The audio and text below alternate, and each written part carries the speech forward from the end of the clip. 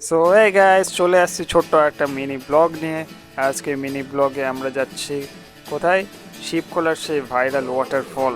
সেই ওয়াটারফলের সাথে তোমরা অনেকেই পরিচিত, অনেকেই গিয়েছো, আর অনেকেই হয়তো যাবে পরে ফিউচারে। কিন্তু আমার ফার্স্ট টাইম যাচ্ছি। শিবখোলা আগেও গেছি, কিন্তু শিবখোলার সেই ওয়াটারফলে আগে যাইনি, কারণ ওটা যে টাইমে আমি গেছিলাম সেই টাইমে সেটা ছিল না। আর তার সাথে তো আছে সেই ভাইরাল, মানে ওয়াটারফলের যে জল পাস হয়ে আসছে, সেই মানে ড্রেন টাইপের ওঠা, সেই সব দেখতেই যাচ্ছি আরও বেশি করে। ইনস্টাগ্রামে তো পুরো ভাইরাল হয়ে আছে জায়গাটা। সেখানে আমরা পৌঁছে গেছি রাস্তার সেই সব পাহাড়ের দৃশ্য উপভোগ করতে করতে। আর এত গরম যে মনে হচ্ছিলো খালি যায় ওখানে সাথে সাথে চুপ দিয়ে চলে। তোমাদেরকে দেখাচ্ছি বাকি। ইনস্টাগ্রামে দেখছিলাম পুরো নীল নীল জল, এখানে এসে দেখছি জলটা আছে সুন্দর হেঁটে যাচ্ছে,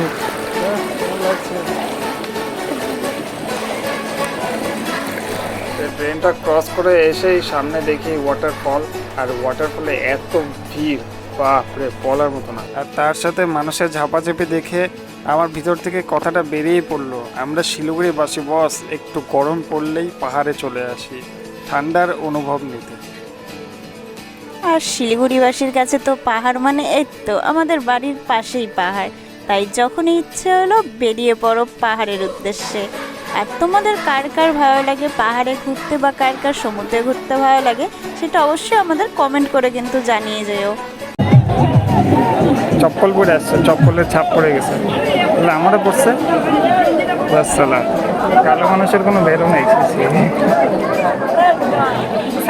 আমাদের তো পাহাড়ও ভালো লাগে, সমুদ্রও ভালো লাগে। আমার কাছে অবশ্য সমুদ্রটা বেশিই ভালো লাগে, আমার বরের কাছে আবার পাহাড়টা একটু বেশিই ভালো লাগে। তাই দুজনে আমাদের দুরকম মিসম্যাচ হয়ে যায়, তাই দুজনে দুই জায়গাতেই ঘুরতে যাই সব সময়। আমরা সমুদ্রেও যাই, পাহাড়েও যাই। তোমাদের কোনটা ভালো লাগে সেটা কিন্তু অবশ্যই কমেন্টে জানিও।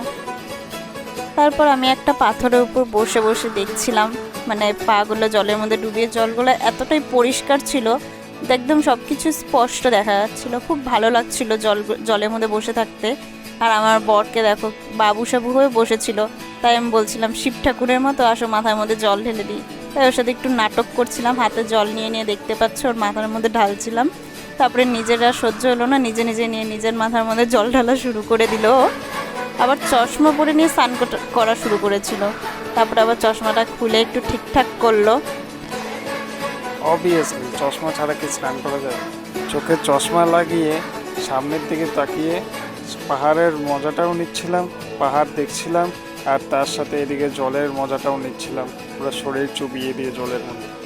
আর তারপর ওখান থেকে নেমে এদিকে চলে আসছিলাম, এদিকে সব মানুষ ঝাপাঝাপি করছিল, ভাবছিলাম আমিও ঝাঁপ দিব, কিন্তু নিচে ঠাঁই পাওয়া যাচ্ছিল না জলের, মানে এতটাই জল ওখানে, দেখে বোঝা যাচ্ছে না, সবাই নিচে পাথরের মধ্যে দাঁড়িয়ে দাঁড়িয়ে আছে, কিন্তু যে জায়গাটা লাফ মারছে ওই জায়গাটা অনেক জল, ওই জায়গাটা বোঝা যাচ্ছিল না।